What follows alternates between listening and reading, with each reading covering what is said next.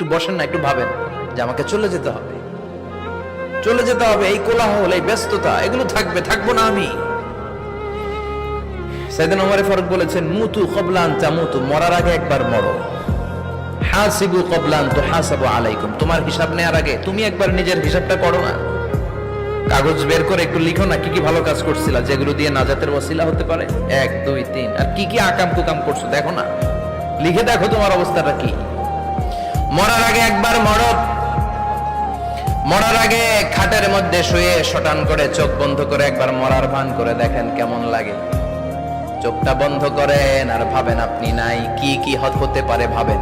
আপনার ছেলে মেয়েরা কান্না জুড়ে দিবে, আপনার প্রাণের স্ত্রী বিলাপ শুরু করে দিবে, বন্ধু বান্ধবের চিৎকার আর মাতম, স্থানীয় এলাকার মসজিদে ঘোষণা, অমুক এলাকার নিবাসী অমুক ভাই অমুকের ছেলে অমুক দুনিয়ায় নাই।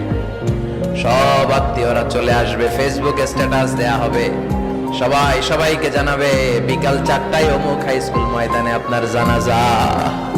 ছুটে আসবে, সবাই ছুটে আসবে আপনাকে শেষ বিদায় দিতে, গুড বাই জানানোর জন্য, আল ওয়াদা, বিদায় জানাতে আসবে সবাই।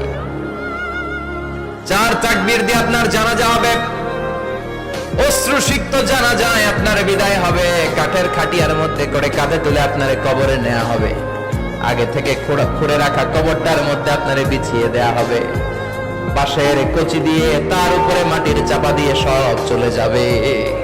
ভাবেন না একবার চোখ বন্ধ করে, this is the circle of life, this is